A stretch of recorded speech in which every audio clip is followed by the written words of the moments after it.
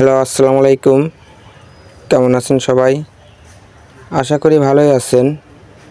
তো আপনাদের মাঝে নতুন একটি রিভিউ নিয়ে চলে এলাম। তো আজকের রিভিউটা হলো একটি ব্লাইস কোম্পানির এলইডি লাইট। তো এই লাইটটা অবশ্যই কেটে গিয়েছে, এই জন্য লাইটটা জ্বলে না। তো আমরা এখন এই লাইটটা চেক করব। একটি হোল্ডার নিয়েছি, হোল্ডারের যে টুপিলাক ওটা লাগিয়ে দিয়েছি। তো লাইটটা কিন্তু জ্বলে না, অবশ্যই লাইটটা কেটে গিয়েছে, এই কারণেই জ্বলে না। তো এখন কি করা সম্ভব? তাহলে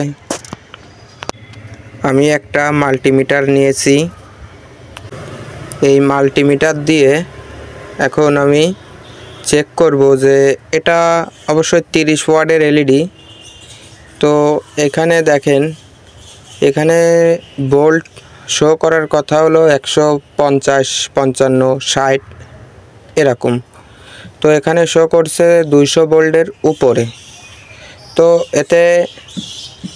এতে বোঝা যাচ্ছে যে এই যে ভিতরে যে সার্কিটটা আছে, এই সার্কিটটায় প্রবলেম হয়েছে। এই কারণেই কিন্তু উপরে যে প্লেটটা আছে লাইটের, এই প্লেটেই সমস্যা হয়ে গেছে। তো ভিতরে সার্কিটের প্রবলেমের জন্যই কিন্তু প্লেটটা অনেক সময় কেটে যায়। তো এই লাইটটাই ঠিক তেমনই সমস্যা হয়েছে। তো এখন আমাদের প্লেটটাও বাদ দিতে হবে এবং ড্রাইভার যেটা আছে আর কি সার্কিট, ওটাও বাদ দিতে হবে।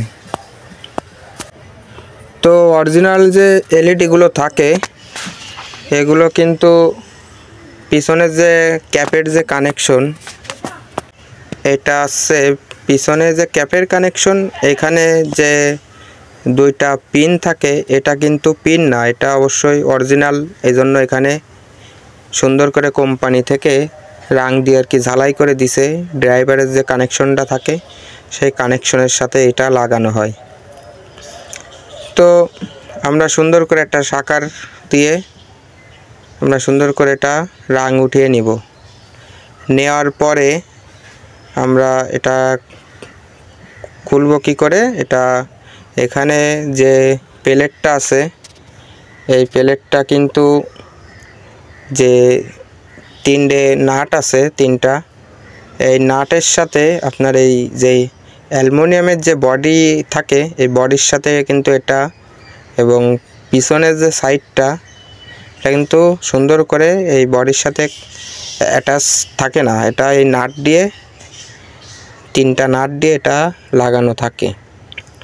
তো এই তিনটা নাট দিয়ে কিন্তু প্লেট এবং অ্যালুমিনিয়ামের যে মানে সামনের যে সাইডটা অ্যালুমিনিয়ামের, এটা একসাথেই থাকে আর কি, তিনটে নাট দিয়ে লাগানো। তো আমরা এই তিনটা নাট সুন্দর করে খুলে নিব। খুলে নেওয়ার পরে আপনারা কিন্তু দেখবেন যে এটা বডিটা খুলে গেছে। তো এটা টান দিলে কিন্তু আসবে না, যেহেতু ভিতরে যে ড্রাইভারটা আছে ওটা আঠা দিয়ে লাগানো থাকে।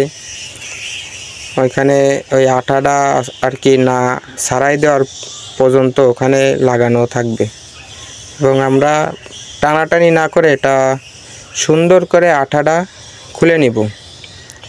আঠাটা খুলে নেওয়ার পরে এখানে একটু ভালো করে রাংটা সারিয়ে দিব। সারাই দেওয়ার পরে আমরা যদি না খোলে তাহলে কিন্তু আমরা এটা এখানে একটু তাতাল দিয়ে হিট দিয়ে এটা তল থেকে এটা টান দিলে এটা খুলে যাবে। তো আপনারা এইভাবে কিন্তু খুলে ফেলাইতে পারবেন। তো খুলে আমাদের তো এর যে ড্রাইভারটাও কাজে লাগবে না, এবং যে প্লেটটা আছে প্লেটটাও কিন্তু কাজে লাগবে না। তো এটা বাদ দিয়ে দিব আমরা।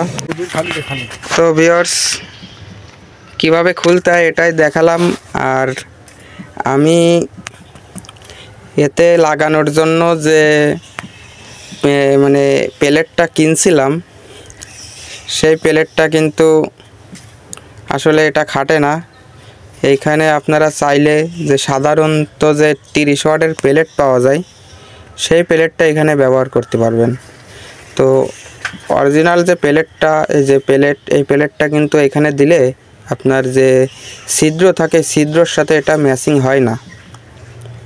কারণ কি, এটা আছে বডির সাথে, মানে অ্যালুমিনিয়ামের যে বডি থাকে সেই বডির সাথে এটা ফিক্সড করা থাকে, ওই মাপেই কোম্পানিতে এটা করছে।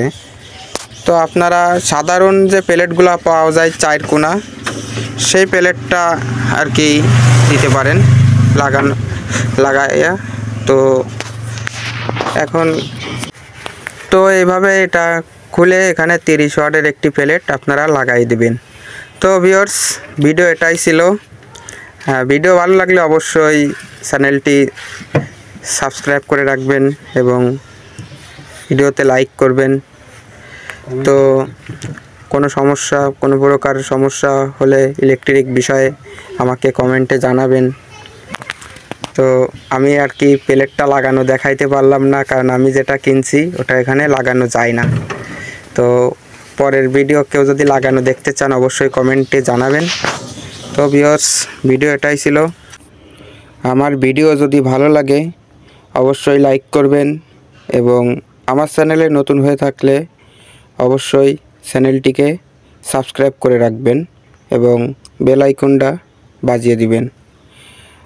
আর আপনাদের কোনো ইলেকট্রিক বিষয়ে কোনো সমস্যা থাকলে অবশ্যই কমেন্টে জানাবেন, আমি সলভ করার চেষ্টা করব। ধন্যবাদ।